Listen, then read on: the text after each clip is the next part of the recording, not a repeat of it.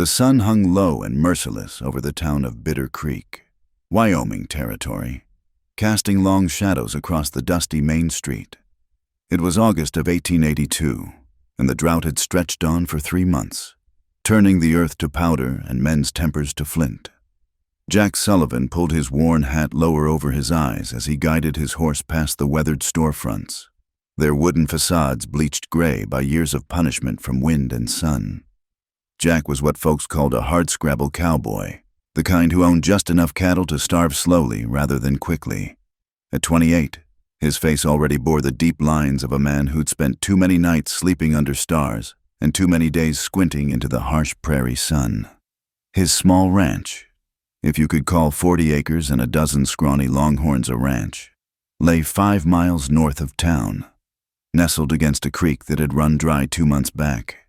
He'd come to town for supplies he couldn't afford and news he didn't want to hear. The general store owner, Hiram Walsh, had extended him credit twice already, and Jack knew the well of charity was running as dry as everything else in this God-forsaken stretch of territory. "Jack Sullivan," called a voice from the saloon.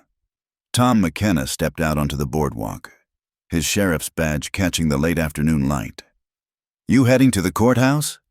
Jack reined in his horse. "Wasn't planning on it. What business would I have there?" McKenna spat tobacco juice into the dust. "There's to be an auction. One of them special auctions." His voice carried a note of distaste. "Widow Hartley's time is up." Jack knew what that meant. It was one of those customs that had taken root in the frontier towns, born of desperation and cruelty in equal measure. When a woman lost her husband and had no kin to take her in, when she couldn't pay her debts or support herself, the town council could declare her a burden on the community. The solution, if you could call it that, was to auction off her labor, and more, if the buyer was of a mind. It was a practice that made Jack's stomach turn, though he'd learned to keep his opinions to himself in a town where survival often trumped decency. "Emma Hartley's a good woman," Jack said carefully. "Her husband died honest. That he did, caught in that blizzard last winter, trying to save Henderson's cattle. But good don't pay debts, and the boarding house wants their money." McKenna shrugged. "It's set for 4 o'clock. Judge Morrison himself is overseeing it, making it all legal and proper."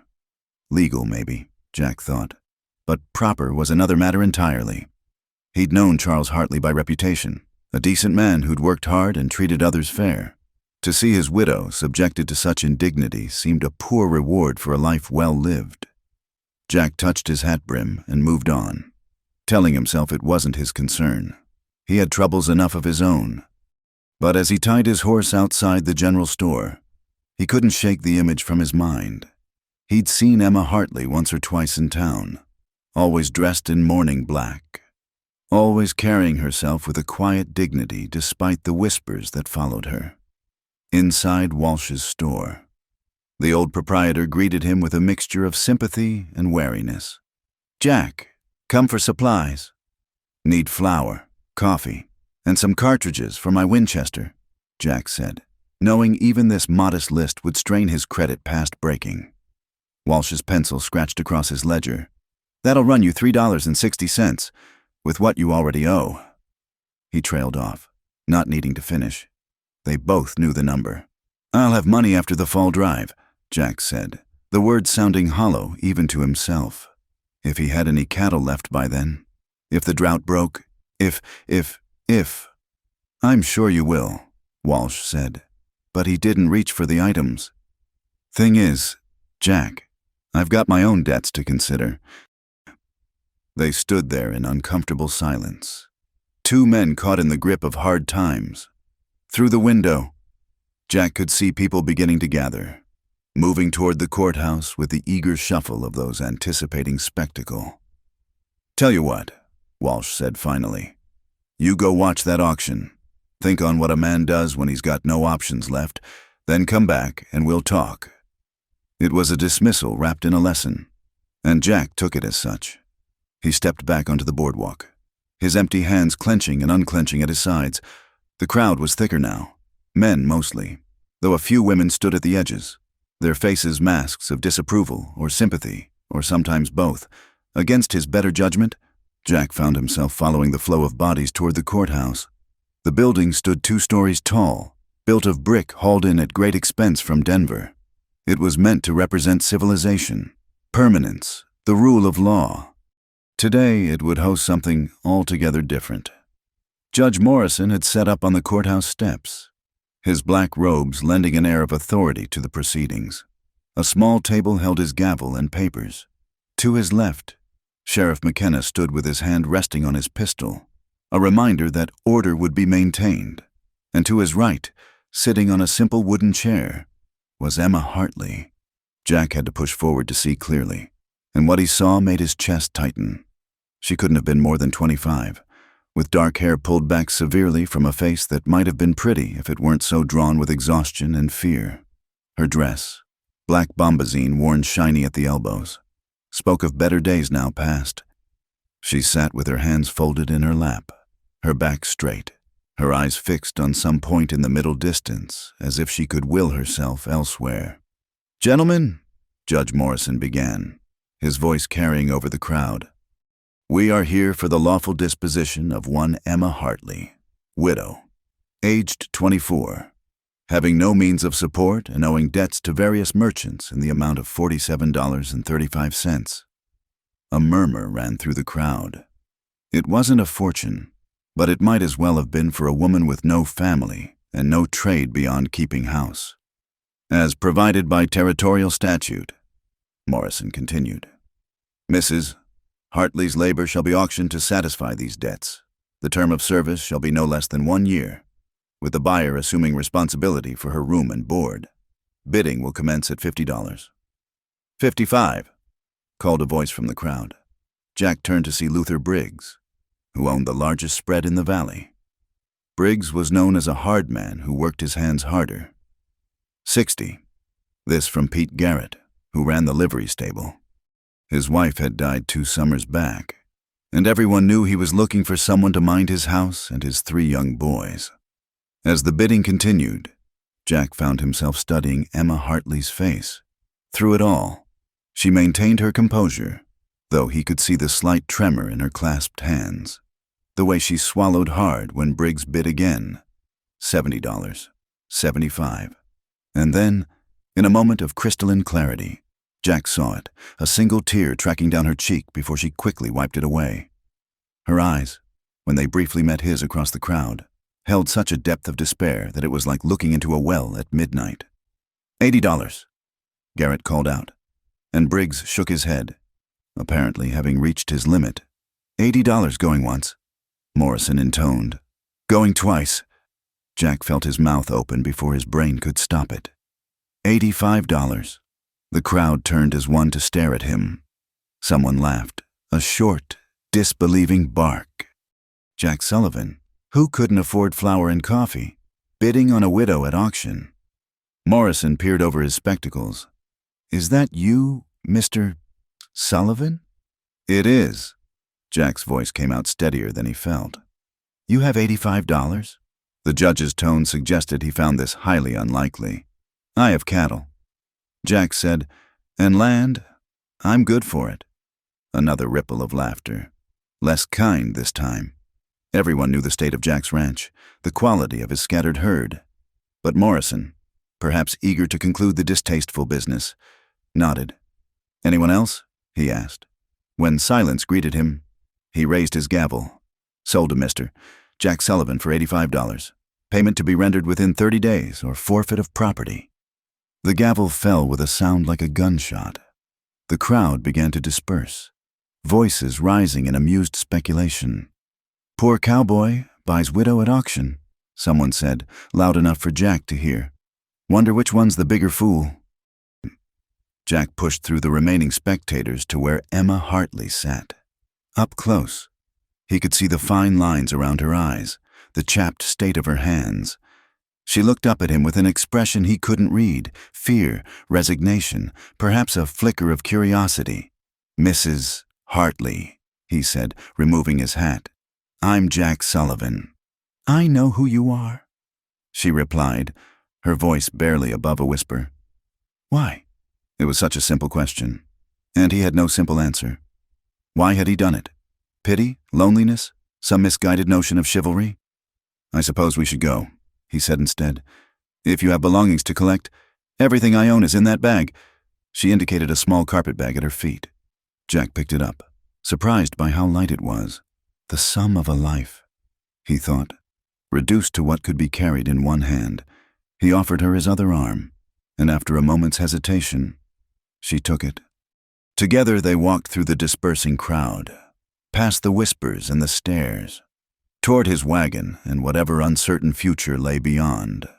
The wagon wheels creaked in a steady rhythm as they left Bitter Creek behind, the only sound between Jack Sullivan and Emma Hartley as they traveled the dusty road north. The late afternoon sun beat down mercilessly, and Jack could feel the sweat pooling beneath his shirt. Beside him, Mrs. Hartley sat rigid as a fence post, her small carpetbag clutched in her lap, her eyes fixed on the horizon. They'd been traveling for near an hour before Jack cleared his throat. "It's about 5 miles to my place. Road gets rough the last mile or so." She nodded, but didn't speak. Jack found himself stealing glances at her profile, trying to reconcile the broken woman beside him with the respectable merchant's wife she'd been just months before. The black dress, meant for mourning, seemed to swallow her small frame, and her hands, he noticed, bore the calluses of recent hard work. Behind them, he could still hear the echo of the town's mockery. "Poor Cowboy buys widow at auction," they'd said. And worse things besides. Tom McKenna had caught his arm as they'd left, whispering, "Hope you know what you're doing, Jack. That's a heavy burden you've taken on." Burden. The word sat bitter in Jack's mouth, as if a human being could be reduced to such a term. The road wound through sagebrush and scraggly juniper, climbing gradually into the foothills. Jack's horse, Dusty, plodded along with patient familiarity, knowing the way home better than most. As they crested a small rise, Jack's ranch came into view, and he felt the familiar mixture of pride and embarrassment that always accompanied showing his place to new eyes. The cabin squatted low against the landscape, built of rough-hewn logs chinked with mud that needed repairing before winter. The roof, patched in places with whatever materials he could scavenge, sloped at an angle that suggested less planning than hope. To the east stood the barn, if you could dignify the leaning structure with such a name, and beyond that, the corral where his few remaining cattle stood listless in the heat. "It ain't much," Jack said, immediately wishing he'd kept quiet. Emma Hartley looked at the homestead for a long moment. "It's shelter," she said finally, and something in her tone suggested she'd learned not to expect more than that from life. Jack pulled the wagon up near the cabin and climbed down, reaching up to help her descend. She hesitated before accepting his hand, her touch light as a bird's wing and gone just as quick, while she stood uncertainly by the wagon. Jack grabbed her carpetbag and his own meager supplies. "I'll show you inside," he said, leading the way to the cabin door. The interior was just one room, divided by function rather than walls. A stove dominated one corner, cold now in the summer heat. A table with 2 mismatched chairs occupied the center, and against the far wall stood a narrow bed with a straw tick mattress. Jack had built a shelf for his few books and necessities, and hooks on the wall held his spare shirt and winter coat. Emma stood in the doorway, taking it all in. Jack saw the place through her eyes, the layer of dust on every surface, the unwashed dishes from breakfast still on the table, the general air of a man living alone too long. "I'll bed down in the barn," Jack said quickly. "You can have the cabin. I'll rig up a curtain for privacy, and there's a bolt for the door if you—" He trailed off, not wanting to voice what they both understood, that she might fear him, this stranger who now held papers saying he owned her labor for a year. "That's kind of you," she said, setting her carpetbag on the floor with careful precision. An awkward silence stretched between them. Jack rubbed the back of his neck, searching for words. "You must be hungry. I can fix something, though I warn you I'm no great shakes as a cook." "I can cook," Emma said quietly, "if you have supplies. Some bacon, beans, a bit of cornmeal. Like I said, it ain't much." He gestured helplessly at the nearly empty shelves. I was meaning to get supplies in town today, but he'd spent his non-existent money on her instead. The unspoken words hung in the air like dust motes. Emma moved to the stove, examining it with practiced eyes. This will do? Where's your water? There's a well out back, buckets by the door. Jack watched as she rolled up her sleeves, revealing arms marked with old burns and fresh bruises. Kitchen work, looked like, and recent. She must have been working somewhere, trying to pay off those debts before the auction. While she fetched water, Jack hurried to clear the table, stacking the dirty dishes with embarrassment. When she returned, she set about making a simple meal with an economy of movement that spoke of long practice. Jack found himself mesmerized by the simple domesticity of it. A woman cooking in his kitchen, steam rising from the pot, the scent of frying bacon filling the small space. They ate in silence as the sun set, painting the sky in shades of rose and gold through the single window. The beans were better than anything Jack had made for himself in months, flavored with something he couldn't identify, but that made all the difference. My wife knew herbs, Emma said suddenly, as if reading his thoughts. She taught me before she died. A little sage can make even poor food palatable. It was the first unprompted thing she'd said, and Jack seized on it. You were married before? A shadow crossed her face. Charles was my second husband. My first died of fever 3 months after our wedding. I was 17. She pushed a bean around her plate. Charles was older, settled. Everyone said I was lucky when he offered for me. A widow already, and him willing to take me on. He seemed a good man, from what I knew of him. He was... The words came out fierce, defensive. He never raised a hand to me, never spoke harsh. When the blizzard came and Henderson's cattle got trapped in Skeleton Draw, Charles didn't hesitate, said it was neighbor's duty. Her voice dropped. They found him frozen, still trying to dig them out. Jack thought of his own cattle, how he'd risked his neck more than once trying to save them from storm or predator. It's what you did out here, but it was also how you died. I'm sorry, he said, knowing how inadequate the words were.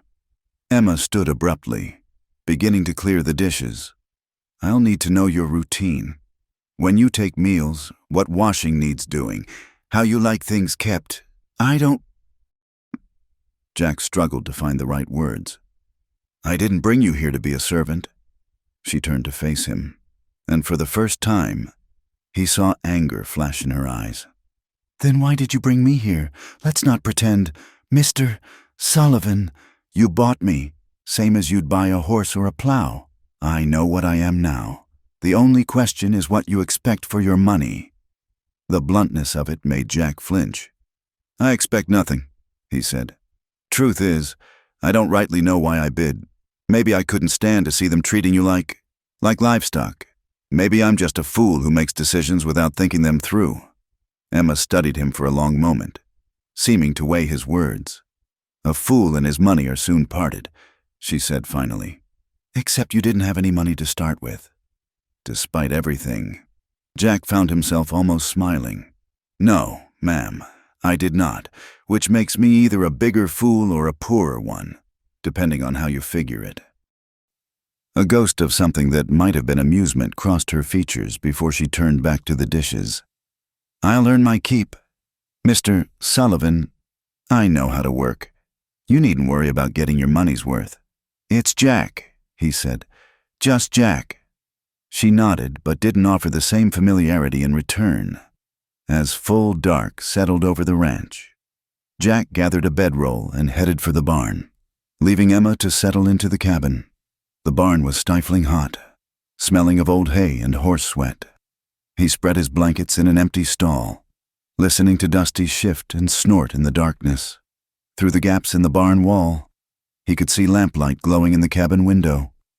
He wondered what Emma was doing, what she was thinking. Was she relieved to have escaped the uncertainty of the auction block, fearful of what tomorrow might bring, or simply numb to it all, worn down by too many losses in too short a time? The night sounds of the prairie rose around him, coyotes yipping in the distance, the whisper of wind through dry grass, the creak of the barn settling. These were familiar sounds, companions to his solitude. But tonight they seemed to emphasize the strangeness of his situation. There was a woman in his cabin, a woman he'd bound to himself with a promise of money he didn't have, and he had no clear idea what came next. Poor Cowboy buys widow at auction, he murmured to himself, echoing the town's mockery. But as he closed his eyes, it wasn't mockery he heard, but Emma's quiet voice saying she knew how to work. The determined set of her shoulders as she'd made dinner, the flash of spirit when she'd challenged him. Maybe they were both fools, but at least now they were fools together. Tomorrow would bring its own challenges. He'd need to figure out how to pay the judge, how to stretch his supplies to feed two people, how to navigate the peculiar relationship they'd found themselves in. But tonight, for the first time in longer than he could remember, Jack Sullivan fell asleep knowing he wasn't entirely alone. The first week passed in a careful dance of distance and routine. Jack would rise before dawn, slipping out of the barn to tend the cattle before Emma stirred. By the time he returned, she'd have coffee brewing and breakfast on the table, simple fare, but hot and ready. They'd eat with only the most necessary words between them, pass the salt, or more coffee. Then Jack would head out to his endless round of chores while Emma turned her attention to the cabin. It amazed him how quickly she transformed the place. Within 3 days, the floors were swept clean, the windows washed until they actually let in light, and his few possessions arranged with the order that somehow made them seem like more. She'd taken his one good shirt and mended tears he hadn't even noticed, and when he'd mumbled his thanks, she'd simply nodded and returned to her work. On the 4th morning, Jack found her standing by the well, struggling with the rope. The bucket had gotten stuck halfway down, and she was leaning dangerously far over the edge trying to free it. "Here," he said, reaching past her to grab the rope. "Let me." Their hands brushed as she stepped back, and he felt her stiffen at the contact. It took him a moment to work the bucket free. The rope had tangled on a root that had grown through the stone walls. "This happens sometimes," he explained, hauling up the water. "I keep meaning to clear it out proper, but—" he shrugged. There was always something more pressing needing done on a ranch running on hope and stubbornness. "I can manage it," Emma said, taking the full bucket from him. "You've got enough to do without adding women's work to it." "Fetching water ain't women's work," Jack protested. "It's just work." She gave him a look he couldn't quite decipher and headed back to the cabin. Jack watched her go, noting how she'd already lost some of the rigid posture she'd maintained those first days. The fear, while not gone, had at least receded to watchfulness. That evening, as they finished supper, Emma surprised him by speaking first. "Your fence along the eastern pasture is broken. I noticed when I was hanging wash. The cattle could get through." Jack sighed. "I know. Lost 2 head last month that wandered off through there. Haven't had time to fix it proper." "I could help," she offered quietly. "I'm stronger than I look, and I've mended fence before. Charles taught me." He studied her across the table, this woman who'd gone from merchant's wife to auction block to his kitchen in the span of a few months. "That's rough work." "So is starving," she replied matter-of-factly. "If those cattle are all you've got, you can't afford to lose more." The next morning they worked side by side in the rising heat, stretching new wire and reinforcing posts. Emma proved as good as her word. She knew how to handle the tools, how to twist the wire tight, how to brace a leaning post. They worked mostly in silence, but it was a companionable quiet now, focused on the shared task. "You're bleeding," Emma said suddenly, pointing to his hand where the barbed wire had caught him. "It's nothing." But she was already tearing a strip from her petticoat, wrapping his hand with a gentle efficiency. "Nothing festers out here," she said firmly. "I've seen men lose fingers from infected cuts." As she tied off the bandage, Jack found himself really looking at her for the first time since that day at the auction. The harsh sun had already begun to bronze her pale skin, and there was a determined set to her jaw that hadn't been there before. She'd pulled her hair back with a piece of twine, and loose strands framed her face in the wind. "Thank you," he said, and meant more than just the bandage. That night, as had become their custom, Jack prepared to head to the barn after supper, but Emma stopped him at the door. "This is foolishness," she said abruptly. "You sleeping in the barn like a hired hand on your own land. It wouldn't be proper." "Proper?" She laughed, but there was no humor in it. "Was it proper? What happened at the courthouse? Is any of this proper?" She gestured around the cabin. "I can rig a curtain across the corner. You can have your bed back. The barn's no place for a man to sleep long term." Jack hesitated. "You sure?"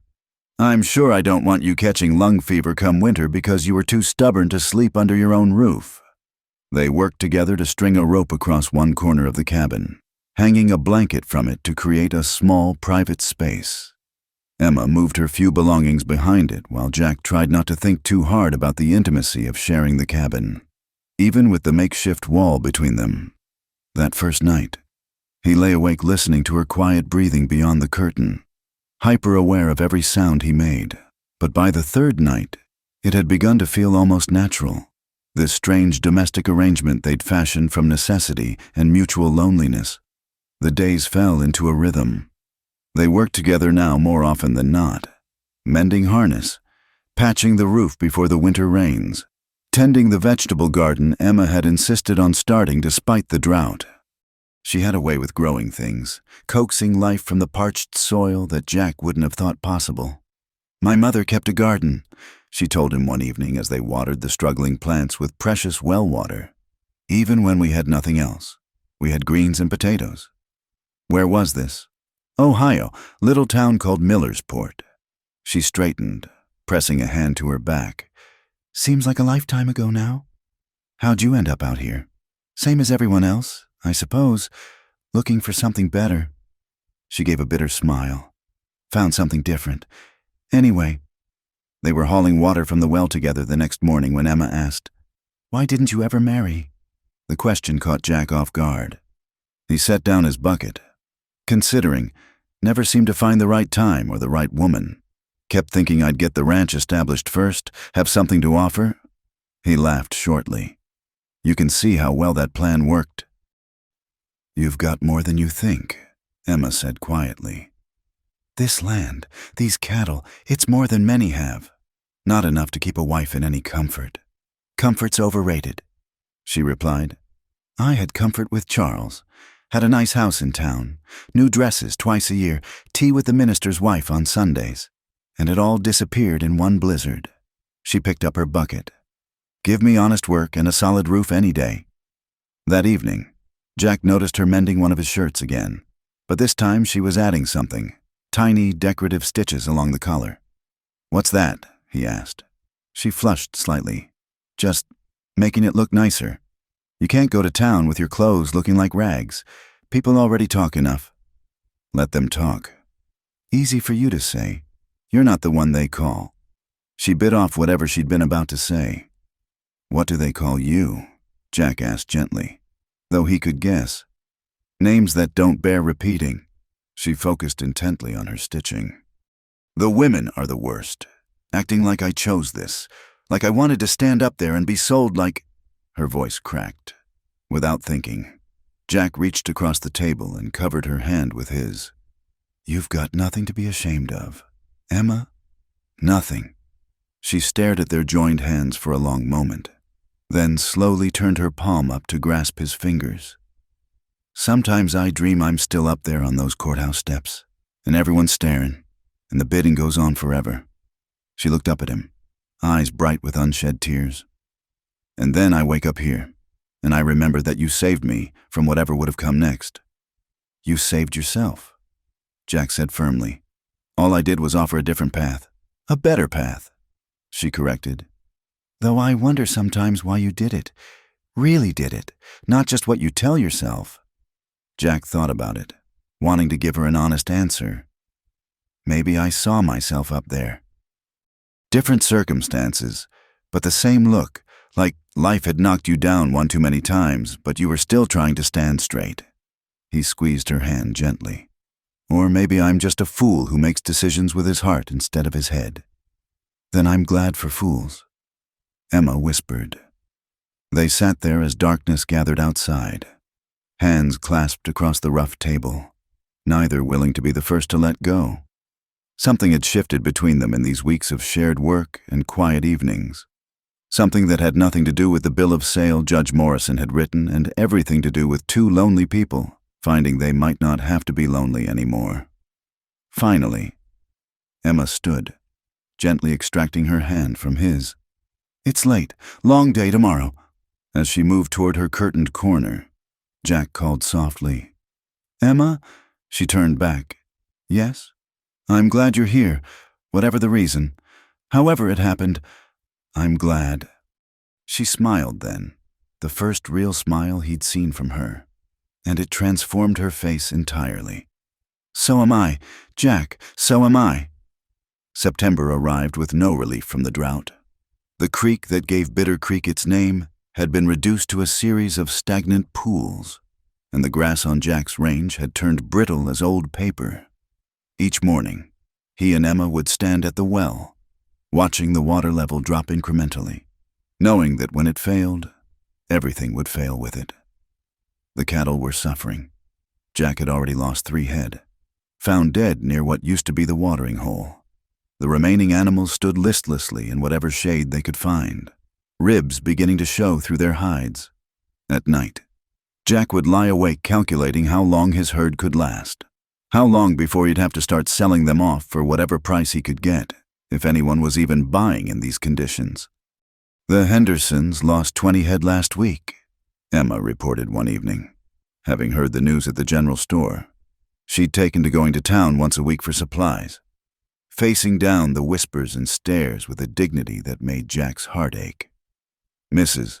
Henderson says they're thinking of heading back east. Can't say I blame them," Jack muttered, pushing his beans around his plate. They'd been living on beans and cornbread for 2 weeks now, saving what little meat they had. Emma reached across the table, covering his hand with hers, a gesture that had become natural between them in recent weeks. "We'll manage. We always do." "We?" Jack looked up at her, struck by that simple word. She colored slightly but didn't withdraw her hand. "Unless you're planning to send me away?"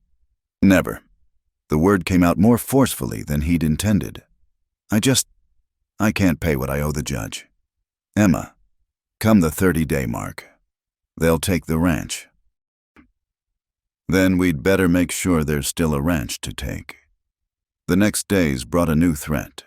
Luther Briggs and his men had been moving their larger herd onto what had traditionally been open range, including the stretch where Jack usually grazed his cattle.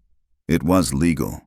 The land wasn't officially claimed, but it went against the unwritten codes that had kept peace between ranchers. Jack discovered the encroachment when he found Briggs's men driving his cattle off what remained of the good grass. Pete Slade, Briggs's foreman, sat his horse with insolent ease as Jack rode up. "These your beeves, Sullivan? You know damn well they are." Slade shrugged. "Well, they're on Mr. Briggs's range now. He's claimed this section." "Since when?" "Since his cattle need grass and yours are taking up space." Slade leaned forward in his saddle. "Maybe you should consider selling out, Mr. Briggs might even give you a fair price, considering your circumstances." Jack's hands tightened on his reins. "My circumstances are none of Briggs' concern." "Oh, but they are." Slade's smile was unpleasant. "Man who can't pay his debts, taking on additional burdens, well, Mr. Briggs is a civic-minded fellow, hates to see anyone struggling unnecessarily." The implied threat was clear. Jack wheeled Dusty around and headed home, fury and fear warring in his gut. He found Emma working in the garden, trying to save what plants she could with careful rationing of water. "What happened?" she asked immediately, reading his expression. He told her about Briggs and Slade, watched her face tighten with each word. "It's my fault," she said when he'd finished. "If you hadn't—" "Don't!" Jack dismounted, going to her. "Don't you dare blame yourself for the greed of men like Briggs." That night, they sat outside the cabin, watching the stars appear in the darkening sky.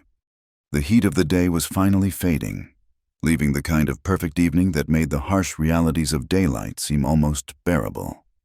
My father was a dreamer, Emma said suddenly. Always had a scheme for getting rich. Gold in California, silver in Nevada, cattle in Texas. We followed him from plan to plan, my mother and I, until she just wore out. She pulled her knees up to her chest, looking younger than her years. I swore I'd marry safe, marry stable, and I did, twice. Look where it got me. I'm sorry I can't offer you better, Jack said quietly. Emma turned to him, and in the starlight, her eyes were luminous. You offer me something neither of them could. Partnership, respect. She hesitated, then added softly, friendship. Is that enough? It's more than I ever expected to have again. 3 days later, disaster struck with the brutal efficiency of a cavalry charge. Jack was checking the fence line when he heard Emma scream. He spurred Dusty toward the sound, finding her at the well, staring down in horror. It's dry, she whispered. The bucket hit bottom. Jack dismounted and peered down the well shaft. Sure enough, instead of the glint of water, there was only mud at the bottom. The lifeblood of the ranch had finally given out. They stood there in silence, the weight of this calamity settling over them like a shroud. Without water, the cattle would die. Without cattle, they'd have nothing to pay the judge. Without payment, they'd lose everything. There's Carson Spring, Emma said finally. It's 3 miles north, isn't it? Still running. Last I heard, on Briggs's land, Jack corrected grimly. Or what he's claiming as his. Then we'll have to drive the cattle there anyway. What choice do we have? She was right, but Jack knew what would happen when Briggs's men found his cattle at the spring. There would be violence, and he would be outnumbered. But the alternative was watching his herd die of thirst. We'll move them at night, he decided. Maybe we can avoid trouble for a few days. Buy time to figure something out. For the next week, they fell into a dangerous routine. Each night, Jack and Emma would drive the small herd to Carson's Spring, let them drink their fill, then herd them back before dawn. It was exhausting work, made worse by the constant fear of discovery. Emma proved herself a natural with the cattle, gentle but firm, anticipating their movements with an intuition that surprised them both. My uncle raised dairy cows, she explained one night as they waited for the animals to finish drinking. I spent summers helping him. These longhorns are ornery by comparison, but the principle's the same. You're full of surprises, Mrs. Hartley. Emma, she corrected. I think we're past formalities, don't you? On the 8th night, their luck ran out. They'd just gotten the cattle to the spring when torches flared in the darkness. Briggs's men surrounded them. 6 riders with rifles across their saddles. Well, Slade drawled. Cattle rustlers. Mister, Briggs will be interested to hear about this. We're not rustling, Jack said steadily. Just watering our stock. On private land. That's theft of resources. Slade's smile was visible in the torchlight. Boys, I think we need to teach Sullivan here about property rights. They came at him all at once. Jack managed to land a few solid punches before the numbers overwhelmed him. He went down hard, boots and fists finding him in the darkness. Through the pain, he heard Emma screaming his name. Stop, she cried. You'll kill him. Maybe that's the idea, Slade said conversationally. Man who can't protect what's his doesn't deserve to have it. Jack tried to rise and was kicked down again. His vision was blurring, his mouth full of blood. He heard the lever action of a rifle being worked. That's enough, Emma's voice, cold and steady. Step away from him. Through swelling eyes, Jack saw her holding his Winchester, aimed at Slade's chest. Her hands were shaking, but her voice was firm. Slade laughed. You won't shoot. I buried 2 husbands. Emma said quietly, I won't bury a third. Step away. Something in her tone must have convinced them.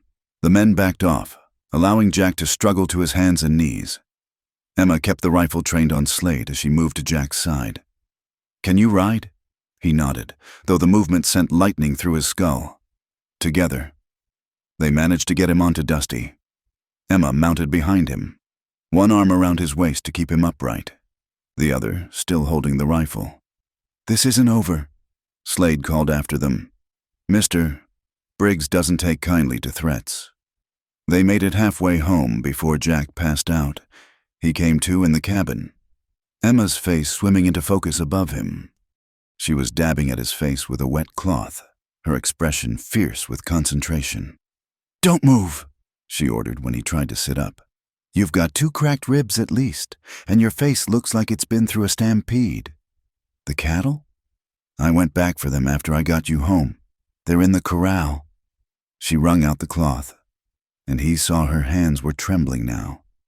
"Jack Sullivan, if you ever scare me like that again, you were magnificent," he murmured. "Like an avenging angel with that rifle. I was terrified." She smoothed his hair back from his forehead with gentle fingers. "When I saw you fall, when I thought they might—" Her voice broke. "Hey," he caught her hand. "I'm too stubborn to die easy. You should know that by now." She laughed through her tears. "Stubborn and foolish and too brave for your own good." She leaned down, pressing her forehead against his. "Don't leave me, Jack, please. I can't bury anyone else." "I'm not going anywhere," he promised, though they both knew it might not be a promise he could keep. "We'll figure this out, Emma, together." She stayed beside him through the night, keeping watch while he drifted in and out of painful sleep. Outside, his cattle lowed mournfully in the corral, thirsty again already. Time was running out for all of them. But in that moment, with Emma's hand in his and her quiet strength standing guard, Jack felt something he hadn't experienced in years. Hope, not for the ranch, perhaps, or for the cattle, but for something infinitely more precious. The possibility that whatever came next, he wouldn't face it alone. Jack's recovery was slow and painful. For 3 days, he could barely move without his ribs screaming in protest, and his face had swollen into a mask of purple and yellow bruises. Emma tended to him with a quiet efficiency that belied the worry in her eyes, changing his bandages, forcing him to drink willow bark tea for the pain, and somehow managing to keep both the cabin and the livestock going single-handed. "You need to rest," she told him on the 4th morning when she caught him trying to pull on his boots. "The cattle need water," Jack insisted, though the effort of bending over had left him breathless. "We've already lost 2 days. I've been taking them out in small groups," Emma said, pushing him gently back onto the bed. "Just a few at a time to the old wallow near Skeleton Ridge. There's still a little water there, enough to keep them going another day or 2. Jack stared at her. "That's a 2-mile walk through rough country. Emma, you can't." "I can, and I have." She straightened, hands on her hips. "Now, are you going to lie back down? Or do I need to tie you to that bed?" Despite everything, Jack found himself almost smiling. "You're a hard woman, Emma Hartley." "I'm a practical woman," she corrected. "And right now, practically speaking, you're more used to me healing than bleeding all over the ranch trying to play hero." As she turned to go, Jack caught her hand. "Why are you doing this? You could leave. Go back to town. Nobody would blame you." Emma looked down at their joined hands, her thumb tracing the calluses on his palm. "Where would I go? Back to scrubbing floors at the boarding house? Dodging the hands of traveling men? Back to being the pitied widow everyone whispers about?" She met his eyes. "This is my home now. Jack, you're my family. Such as we are." That afternoon, while Jack dozed fitfully, Emma took inventory of their situation. The losses were mounting. 6 cattle dead from thirst. Another 2 so weak they likely wouldn't last the week. The garden she'd worked so hard to establish was withering despite her efforts to save it with dishwater and what little they could spare. Their food supplies were running dangerously low. A bit of flour, some beans, a few strips of jerked beef. She was standing at the door, calculating how many days they could last, when she saw riders approaching. Her heart jumped to her throat before she recognized Tom McKenna's familiar figure. The sheriff had brought 2 men with him. "Mrs. Hartley." McKenna touched his hat as he dismounted. "Is Jack about?" "He's resting," Emma said carefully. "Is there trouble?" "Depends on how you look at it." McKenna's weathered face was grim. "Luther Briggs filed a complaint. Says Jack's been stealing water, that you threatened his men with a rifle. We were protecting ourselves." Emma said, "They attacked Jack. 6 men against 1. That's not how Briggs tells it." McKenna sighed. "Look, I know Jack's a good man, and I've got no love for Briggs's tactics. But the law's the law. If Jack's taking water from claimed land—" "Our well's gone dry," Emma said quietly. "What were we supposed to do? Let the cattle die?" "I'm not unsympathetic." McKenna shifted uncomfortably. "But Briggs is pushing for charges. And there's the matter of the debt to Judge Morrison. Time's almost up on that." Emma lifted her chin. "How much time exactly?" 4 days. If Jack can't pay the $85, the judge can seize the ranch for auction." McKenna looked genuinely sorry. "I'd help if I could, but—" After the sheriff left, Emma stood in the doorway for a long moment, her mind racing. 4 days. They needed a miracle, and she'd stopped believing in those the day she'd buried Charles. That evening, as she changed Jack's bandages, she made her decision. "I'm going to town tomorrow." Jack, who had heard McKenna's visit through the thin walls, shook his head. "There's nothing in town for us. Emma, no one's going to extend credit. Not now." "Then I'll find another way." She tied off the fresh bandage with hands that didn't shake. "We're not giving up."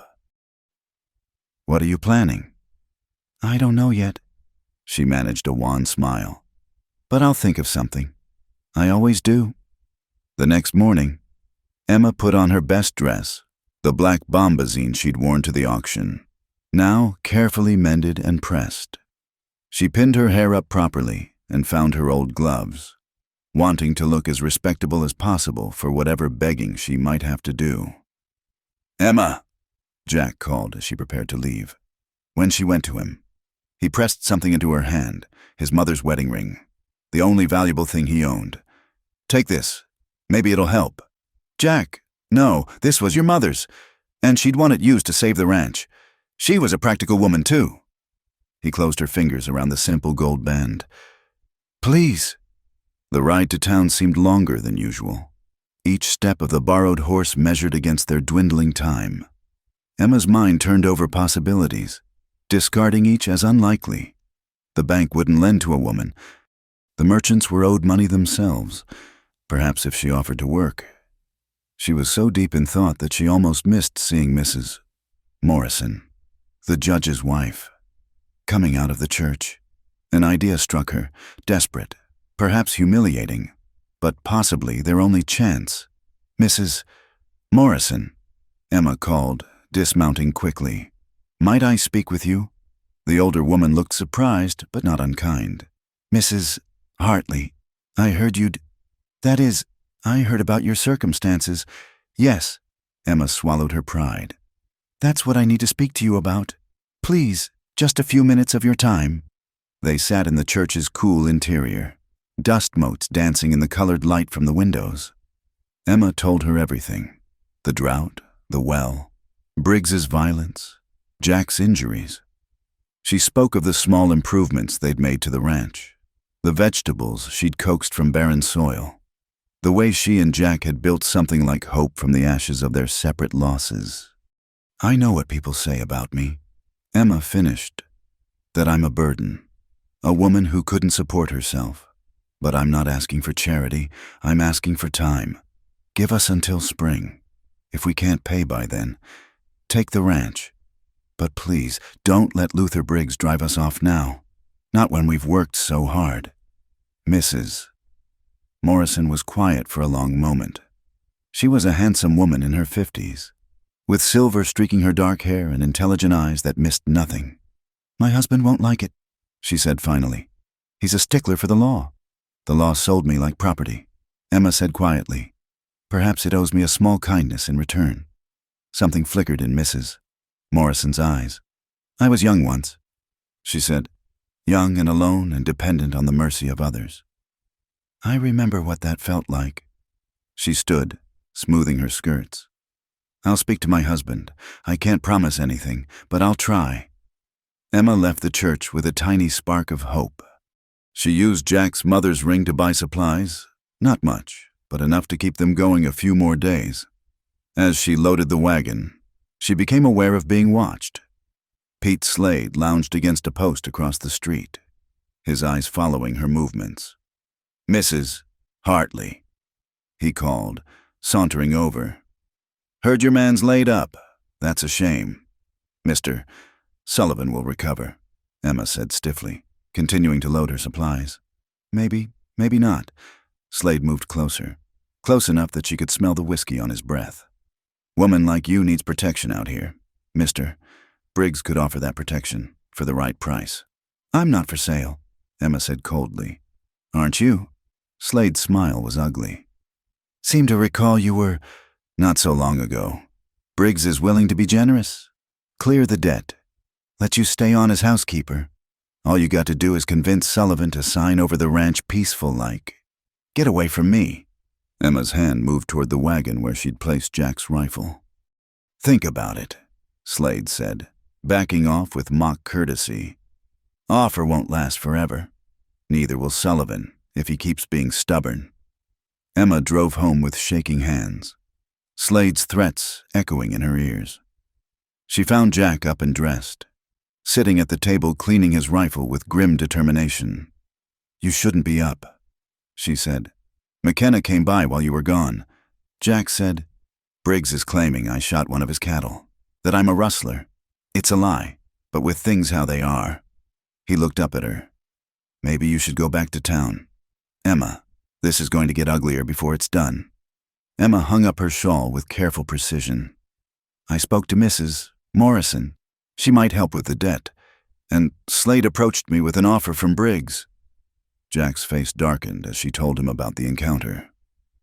"I'll kill him," he said flatly. "No." Emma sat beside him, taking the rifle from his hands. "That's what they want, you to do something foolish. Give them an excuse." She took a breath. "Jack, maybe we should consider..." "No," his voice was firm. "I won't run. This is my land, my home, our home." He cupped her face in his hands. "I won't let them drive us off." "Then we fight," Emma said simply, "together." That night, they sat outside again, watching the stars wheel overhead. The cattle lowed restlessly in the corral, thirsty and miserable. In 4 days, now 3, everything they'd built together would be tested. "I'm not afraid," Emma said suddenly. "I thought I would be, but I'm not. Whatever happens, these weeks with you, they've been worth it." Jack put his arm around her, drawing her close. "You saved me, Emma, not just from Briggs's men, from the loneliness, the emptiness of this place. You brought it to life." "We saved each other," she corrected, resting her head on his shoulder. They stayed there as the night grew cold, 2 people holding fast to each other and to the hope that somehow, against all odds, they could weather this storm as they had all the others, together. 2 days before the deadline, Emma woke to the smell of smoke. At first, she thought it was the stove, but the acrid scent was wrong. This was wood burning wild, not contained. She shook Jack awake, and they stumbled outside to see an orange glow on the eastern horizon. "The barn," Jack said, already running. The small structure was fully engulfed, flames leaping into the pre-dawn darkness. The horses were screaming. Trapped inside, Jack headed straight for the doors, but Emma caught his arm. "You can't, it's too late." But Jack was already gone, disappearing into the smoke. Emma grabbed buckets, running to the well before remembering it was dry. Helpless, she could only watch as Jack emerged, leading Dusty and her borrowed mare, both animals wild-eyed with terror. He went back again, and this time the wait seemed eternal before he staggered out, coughing, his shirt singed and smoking. "That's all?" he gasped, collapsing to his knees. "The tack, the hay, tools, all gone." Emma dropped beside him, checking him for burns. His hands were blistered, his face blackened with soot, but he'd escaped serious injury. Behind them, the barn collapsed in a shower of sparks, taking with it what little they had left. "Briggs," Jack said grimly. "Has to be." As dawn broke properly, they surveyed the damage. The barn was a total loss. along with their winter hay supply, Jack's tools, and most of their remaining possessions. The horses stood trembling in the corral, their eyes still showing white. At least the fire hadn't spread to the cabin. The distance and lack of wind had saved them from total disaster. Tom McKenna arrived before the ashes had stopped smoking, his face grim. Saw the smoke from town. Jack, Emma, I'm sorry. Going to arrest whoever did this? Jack asked harshly. With what evidence? No witnesses, no proof? McKenna dismounted, studying the ruins. Could have been an accident. Lamp knocked over. Spontaneous combustion in the hay. You know better than that. Tom, what I know and what I can prove are two different things. The sheriff looked genuinely frustrated. Briggs was playing cards at the saloon until after midnight. Dozen witnesses. His men were with him. Not all of them, Emma said quietly. Not Slade. McKenna's jaw tightened. Pete Slade left town 3 days ago. Went to Denver on business, or so Briggs says. They all knew it was a lie. But as McKenna said, knowing and proving were different things. After the sheriff left, Jack and Emma sat on the cabin steps, staring at the smoldering remains of the barn. We could still run, Emma said softly. Take the horses. Head north. Start over somewhere else. With what? We've got nothing. Emma. No money, no supplies, no... We've got each other. She took his burned hand carefully in hers. That's more than either of us had 2 months ago. Jack looked at her, really looked at her.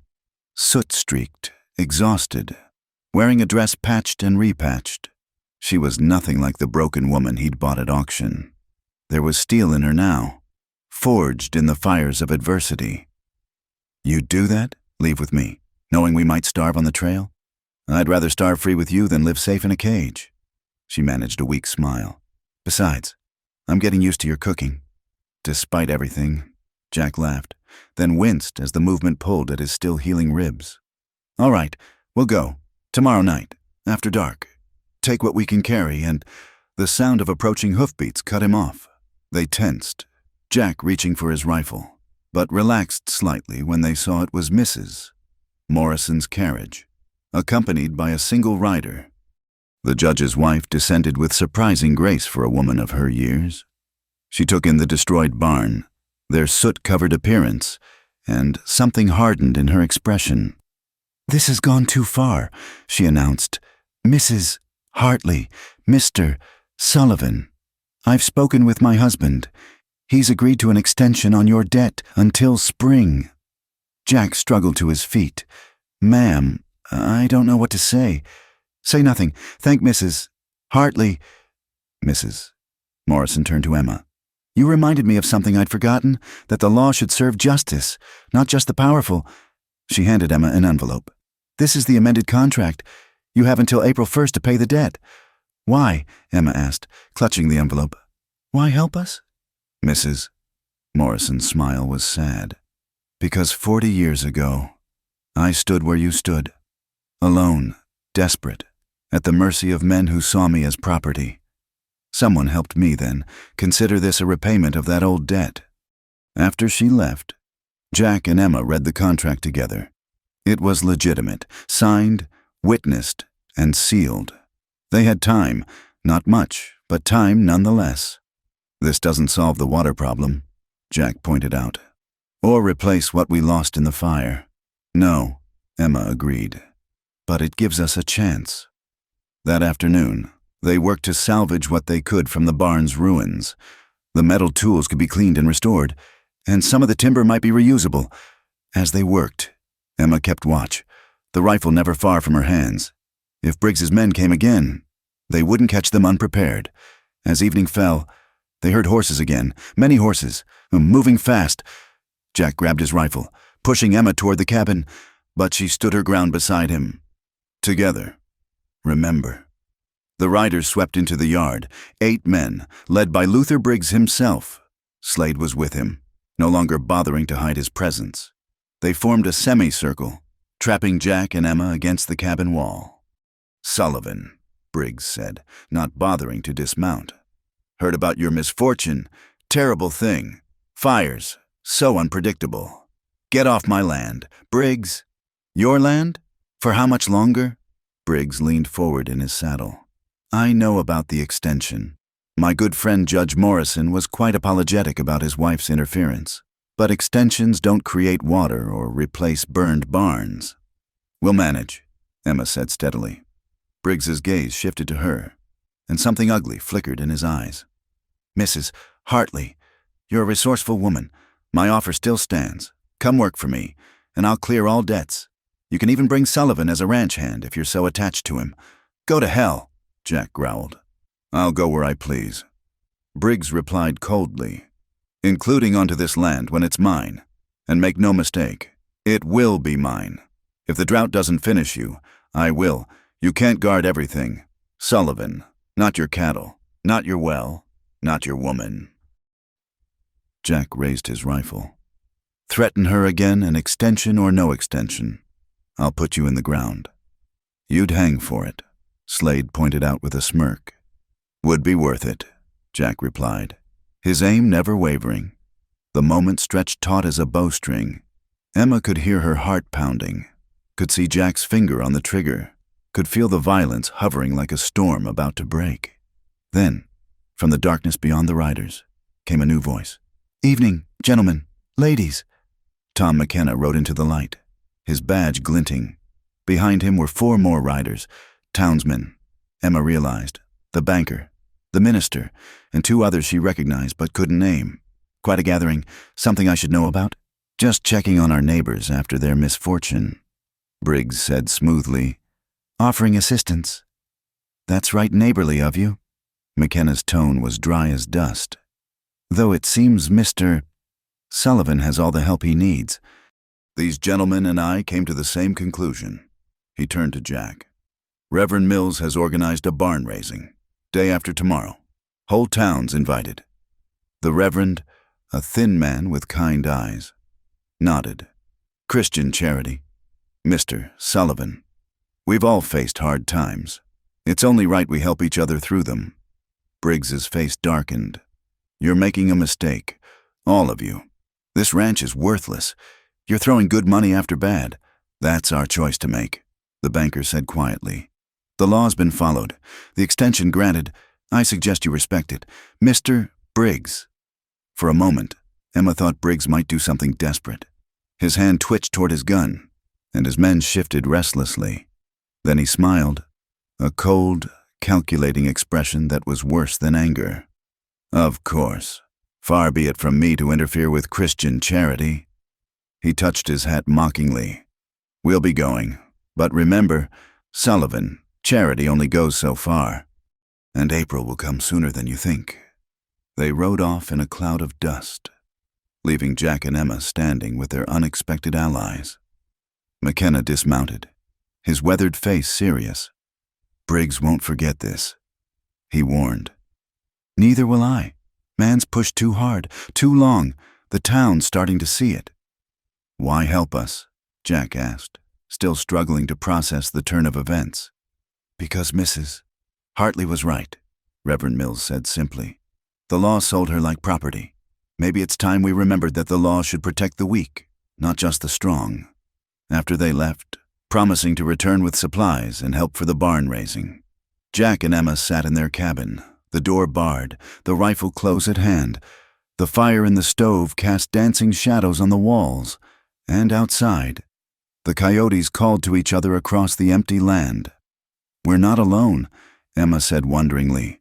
All this time, thinking it was just us against the world, and we're not alone. Jack pulled her close, pressing his lips to her hair. You did this. You went to town, spoke up, reminded them what community means. We did this, she corrected. By not giving up, by standing together.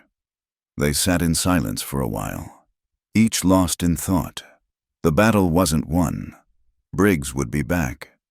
The drought continued, and their debts remained. But for the first time since the auction, they had something more than each other to rely on. They had neighbors willing to stand with them, a community that had remembered its conscience. Emma, Jack said suddenly, when this is over, if we survive it, I want... He stopped, searching for words. She turned in his arms, looking up at him. "What do you want, Jack?" "You," he said simply. "Not as someone I bought, not as a housekeeper or a partner in survival. As my wife, real and proper and permanent. If you'll have me." Emma's eyes filled with tears. "Jack Sullivan, are you proposing to me in the middle of a siege, with hired gunmen threatening us and our barn in ashes?" "Seems as good a time as any," he said with a crooked smile. "At least you know I'm not after your money." She laughed through her tears, pulling his head down to kiss him. "Yes," she whispered against his lips. "Yes, you foolish, wonderful man. Of course, yes." Outside, thunder rumbled in the distance, the first they'd heard in months. It might mean nothing, just another dry storm passing over. Or it might mean rain, salvation, hope. Either way, they'd face it together, no longer alone against the world. The thunder that had rumbled the night before delivered its promise just as the sun rose. Emma woke to the sound of rain drumming on the roof. Not the brief, teasing sprinkle they'd endured before, but a steady, soaking downpour that spoke of real relief. "Jack!" She shook him awake. "Listen."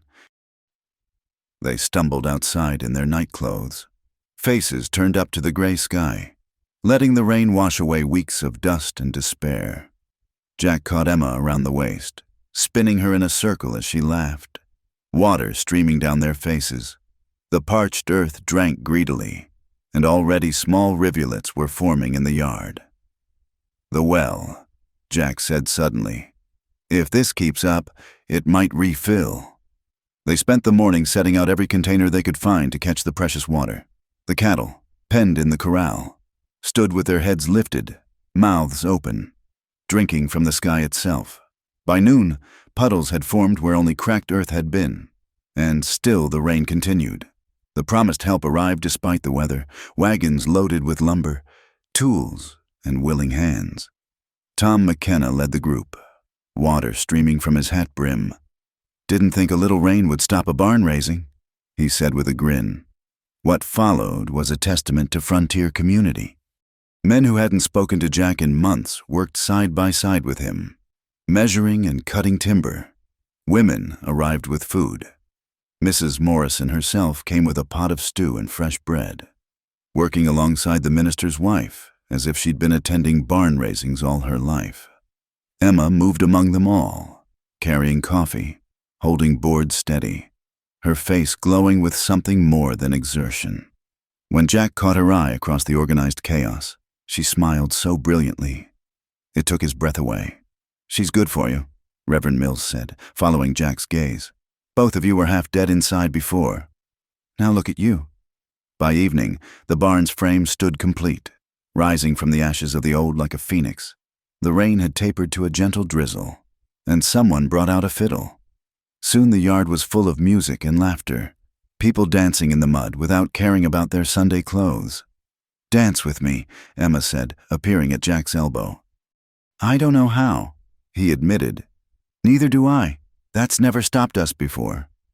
So they danced, awkwardly at first, then with growing confidence, while their neighbors clapped and called encouragement. In that moment, with the rain blessing their land and friends surrounding them, the troubles with Briggs seemed very far away. The illusion shattered the next morning when they found 3 of their cattle shot dead in the pasture. Jack knelt beside the carcasses, rage building in his chest like a physical thing.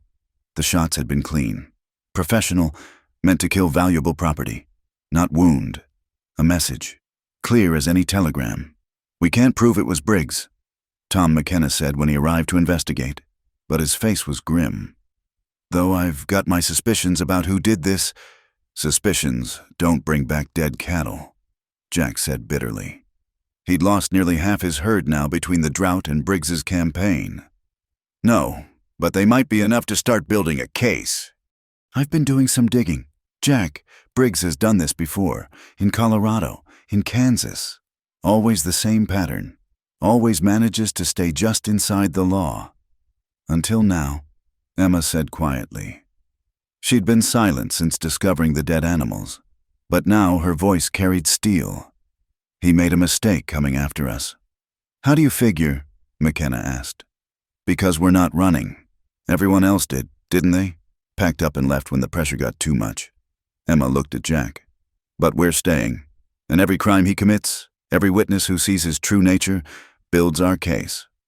That afternoon, Emma made another trip to town, this time returning with unexpected company, a young man in a city suit, looking thoroughly out of place on the frontier. This is Samuel Hartley, she said, introducing him to Jack. Charles's nephew from St. Louis. He's a lawyer. The young man, perhaps 25, had his uncle's honest face and steady gaze. Aunt Emma wrote me about your troubles. I came as soon as I could. I can't pay you, Jack said bluntly. I'm not asking for payment. Samuel set down his leather case. Uncle Charles was the only family who ever showed me kindness. When I heard what had happened to Aunt Emma after his death, his jaw tightened. Well, let's say I have a personal interest in seeing justice done. Over the next days, Samuel proved his worth. He had a sharp legal mind and a talent for finding details others missed. He interviewed townspeople, documenting every instance of Briggs's intimidation. He found discrepancies in land claims, proof that Briggs had been systematically forcing out smaller ranchers to build his empire. It's not enough to convict him of anything serious, Samuel admitted one evening, spreading papers across their table. But it's enough to make certain people in the territorial government ask questions. Briggs has been careful, but he's also been greedy. That combination usually leads to mistakes. The mistake came sooner than expected. Pete Slade, drunk on whiskey and hubris, made the error of bragging in the saloon about the barn burning. Should have seen Sullivan's face, he laughed to his drinking companions. Like someone killed his best dog. He didn't notice the traveling merchant in the corner, the same man who'd been burned out of his shop in Denver by associates of Briggs. The merchant went straight to Tom McKenna, ready to swear out a statement. It's not proof he did it on Briggs's orders. McKenna explained to Jack and Emma, but it's enough to arrest Slade, and men like him, facing prison time. Sometimes they talk. The arrest happened at dawn. McKenna and 4 deputies surrounded the boarding house where Slade was sleeping off his drunk. The gunman came out shooting, wounding one deputy before McKenna brought him down with a shot to the shoulder. From their ranch. Jack and Emma heard the distant gunfire, saw the dust of riders heading to town. They waited anxiously until Samuel arrived with news.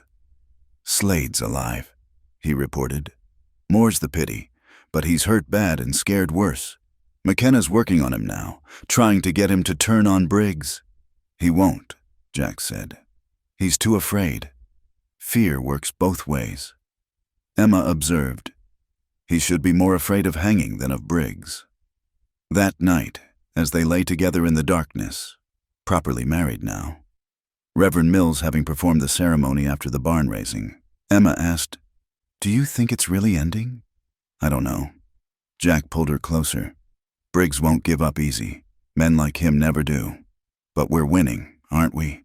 The town's with us. We have water again. Samuel's building a case. We're surviving, Jack corrected. Sometimes that's the same as winning. The next morning brought 2 pieces of news. First, the well had water again, not much, but enough. Second, Pete Slade had broken. Faced with the prospect of hanging for attempted murder of a lawman, he'd agreed to testify about Briggs's operations in exchange for a reduced sentence. He's given us names, dates, crimes going back years. McKenna told them, enough to interest a federal marshal. I've sent word to Denver. But Briggs wasn't finished. That night, Jack woke to Dusty's frantic neighing. He grabbed his rifle and slipped outside, Emma close behind with the shotgun. In the moonlight, they could see riders circling the property, 6, maybe 7 men. Sullivan! Briggs' voice carried across the yard. Last chance. Sign over the deed and leave tonight, or burn with your property. Federal marshals are already on their way. Briggs! Jack shouted back. It's over! Then I've got nothing to lose, do I? Jack saw the torches being lit, saw the riders preparing to charge. He and Emma took position by the corner of the cabin, weapons ready. This was it, the final confrontation they'd both known was coming. Then, Impossibly. More riders appeared, but not Briggs' men, townspeople, armed and ready, led by Tom McKenna and Samuel Hartley. The banker was there, and the minister, and a dozen others who'd decided that enough was enough. "Stand down. Briggs," McKenna commanded. "You're outnumbered and outlaw. Drop your weapons." For a moment, the scene teetered on the edge of massacre. Then one of Briggs's men threw down his torch and raised his hands. "I ain't dying for your grudges. Briggs, it's over." One by one, the others followed suit, until only Briggs remained, his face a mask of rage in the flickering torchlight. "This isn't finished," he snarled. "I'll be back." "No," McKenna said calmly. "You won't. Luther Briggs. You're under arrest for arson, intimidation, destruction of property, and conspiracy to commit murder. You can come peaceful or over your saddle. Your choice." Briggs looked around at the ring of armed townspeople, at Jack and Emma standing together, at his abandoned men. Something seemed to break in him then. He dropped his torch and raised his hands, defeat written in every line of his body. As McKenna's men led Briggs away in shackles, the town banker approached Jack and Emma. "About that debt," he said. "Given the circumstances, Briggs's crimes, your losses, the bank's prepared to forgive the balance. Consider it compensation for what you've endured." Emma sagged against Jack, overwhelmed. "It's really over. The fight is," Samuel said, grinning. "The rest, rebuilding, living, being happy, that's just beginning." As dawn broke over the ranch, painting the rain-washed land in shades of gold and green, Jack and Emma stood together on their porch. The cattle grazed peacefully in the pasture. The new barn stood strong and complete. The well gurgled with fresh water. "You saved my life," Jack said softly. "In every way, a life can be saved." Emma turned in his arms, smiling up at him. "I told you that first night. I know how to work. We saved each other, Jack Sullivan, and we'll keep on saving each other, every day, for the rest of our lives." He kissed her then, there in the morning light, while the ranch stirred to life around them.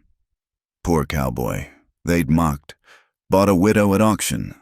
But that poor cowboy and his bought widow had found something worth more than all of Luther Briggs' ill-gotten wealth. They'd found home, and hope, and a love forged in the fires of adversity, and in the harsh, beautiful land of the frontier. That was wealth enough for any man. Spring came to Wyoming territory with a vengeance that year, as if making up for the drought of the previous summer. The prairie bloomed with wildflowers, Indian paintbrush, prairie roses, and golden black-eyed Susans carpeting the hills.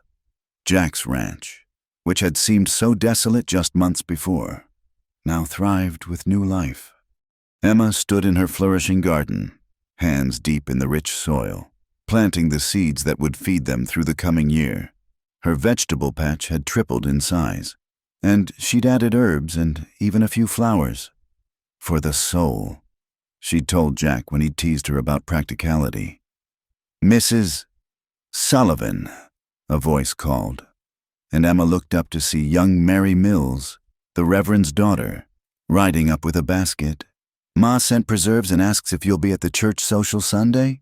"Wouldn't miss it," Emma replied, wiping her hands on her apron. It still amazed her sometimes, how the town had embraced them after Briggs's arrest. The woman who'd been auctioned off like livestock was now invited to church socials and quilting bees, treated as an equal by the very people who'd once whispered behind their hands.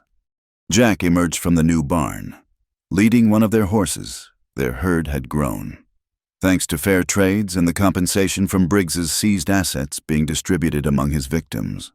He looked healthier than Emma had ever seen him, the gaunt desperation replaced by quiet contentment. "Samuel's coming up the road," he called to Emma. "Looks like he's bringing company." Samuel Hartley had stayed in Bitter Creek after the trial, setting up a small law practice. He arrived now with 2 riders, strangers in Eastern clothes who looked as out of place as he once had. "Jack, Emma," Samuel greeted them warmly. "These gentlemen are from the territorial government. They have a proposition." The older of the 2 men, introducing himself as Mr. Jameson, got straight to the point. We're establishing new water rights legislation, trying to prevent situations like what happened here with Briggs. We need local commissioners, people who understand both the land and the law. Mr. Hartley here suggested you, Mr. Sullivan. Jack blinked in surprise. I'm no politician. We're not looking for politicians, Jameson replied. We're looking for honest men who've proven they'll stand up for what's right. The position comes with a small salary, enough to help keep a ranch running during lean times. Emma caught Jack's eye, seeing her own thoughts reflected there. It was a chance to ensure that what happened to them wouldn't happen to others, a way to build something larger than just their own survival. I'll need to think on it, Jack said carefully. Of course. We'll be in town for 3 days. After they left, Jack and Emma walked together to the small rise behind the house where they'd recently planted an apple orchard, another symbol of their faith in the future. The young trees were just beginning to leaf out, their branches reaching toward the sky. You should take it, Emma said. You'd be good at it. It would mean time away from the ranch, meetings in town. We'd manage. We always have. She took his hand. Besides, I won't be able to do as much come winter. Jack frowned. Why not? Emma placed his hand on her still flat belly, smiling at the wonder that dawned on his face. I suspect we'll both have our hands full with a different kind of new beginning. Jack swept her into his arms, spinning her around as he had in the rain, both of them laughing with joy. When he set her down, his eyes were suspiciously bright. A baby. Our baby. Due around Christmas, I think. Emma leaned into his embrace. This place needs children's laughter. That evening, they sat on their porch watching the sunset paint the sky in shades of rose and gold. The ranch spread before them, the sturdy barn, the thriving garden, the cattle grazing peacefully in green pastures. It was the same view as a year ago, yet everything had changed. Remember what they said? Jack mused. Poor Cowboy buys widow at auction. Emma smiled. I remember. I also remember thinking you were either the kindest or most foolish man I'd ever met. Which was it? Both. She kissed his cheek.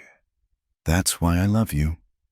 Tom McKenna rode up just as the first stars appeared, the sheriff, who'd become a regular visitor and good friend, dismounted with a grin. Evening, folks. Thought you'd want to know. Heard from the federal marshal. Briggs got 15 years hard labor. Won't be troubling anyone for a good long while. That's fine news. Tom, Jack said, you'll stay for supper. Don't mind if I do. Emma's cooking beats bachelor fare any day. As Emma rose to prepare the meal, she paused, looking back at the two men talking easily on the porch. A year ago, she'd been alone, desperate, with nothing but the clothes on her back and the weight of grief on her shoulders. Now she had a home, a husband who cherished her, friends who valued her, a new life growing within her. The auction that had seemed like an ending had become a beginning, inside, as she worked. She could hear Jack accepting the water commissioner position, hear Tom's congratulations, hear the planning for a future that seemed bright with promise. She thought of Charles, her late husband, and felt he would be happy for her. He'd been a good man who'd wanted her to be safe. With Jack, she'd found something more than safety. She'd found partnership, passion, and purpose. Emma, Jack called from the doorway. You all right? She turned to him, flour on her hands and love in her heart. Never better.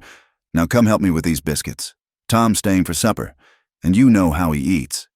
Summer gave way to autumn, and the ranch prospered. The barn was filled with hay for winter, the root cellar stocked with Emma's preserved vegetables.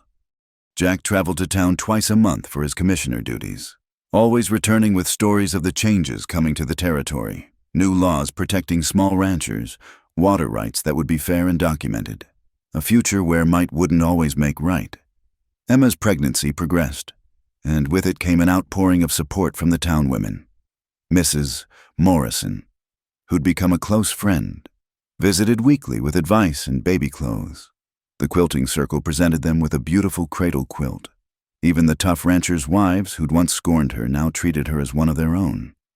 One evening in late November, As the first snow began to fall, Jack found Emma in the barn checking on a sick calf, even heavy with child. She insisted on doing her share of the work. "You should be resting," he chided gently. "I'll rest when this calf is better." She looked up at him, snowflakes catching in her dark hair. "Do you ever think about how different it all could have been?" "Every day." Jack knelt beside her, helping to tend the animal. "If you'd been bought by Briggs or Garrett, if I'd let my pride keep me from bidding, if we'd run instead of staying to fight, if the town hadn't rallied to help us," Emma added. "If the rain hadn't come," so many ifs. "But they all led us here," Jack said. Together. The calf, warmed and fed, struggled to its feet, wobbling but determined. They watched it find its strength, and Emma laughed. "Look at that, another fighter. This ranch seems to breed them." Christmas Eve brought a blizzard, but it also brought Samuel Hartley and his new bride, a schoolteacher from Denver. Reverend Mills and his family came too, and Tom McKenna, and before long the small cabin was full of warmth and laughter. They sang carols and told stories, and just as the clock struck midnight, Emma's labor began. Sarah Sullivan was born as Christmas Day dawned, healthy and perfect, with her mother's dark hair and her father's stubborn chin, as Emma held her daughter for the first time, with Jack beside her and their friends and family surrounding them. She thought about the journey that had brought them here. "Poor Cowboy buys widow at auction," she murmured, looking up at Jack with tears in her eyes. "Unaware she'll save his life." "We saved each other," Jack corrected, touching his daughter's tiny hand with infinite tenderness. "And now we have a whole lifetime to keep on saving each other." Outside, the snow continued to fall, blanketing the ranch in pristine white. But inside, there was warmth and light and love, a family forged from loss and hardship, strengthened by adversity, and blessed by the kind of hope that only comes from surviving the storm together. The sunrise that Christmas morning painted the snow-covered landscape in shades of pink and gold. A new day dawning on a life neither Jack nor Emma could have imagined when they'd stood in that dusty auction yard. They'd thought they were at the end of their stories then, but it had only been the beginning. And what a beginning it was, filled with the promise of all the years to come, all the challenges they'd face together, all the love they'd share in their corner of the vast, wild, beautiful frontier. In Bitter Creek, they still told the story sometimes, about the poor cowboy and the auctioned widow who'd found in each other not just survival but salvation. It had become a legend of sorts, a reminder that sometimes the darkest moments lead to the brightest dawns, and that love, real love, is worth fighting for against all odds. Thank you so much for listening to this Wild West love story. If you enjoyed Jack and Emma's journey, please let us know in the comments where you're listening from. We'd love to connect with fellow Western romance fans from around the world. Don't forget to subscribe to our channel From Wild West for more authentic frontier tales of love, courage, and redemption. Share your thoughts about this story in the comments below. Did it touch your heart? What was your favorite moment? We read every comment and would love to hear from you.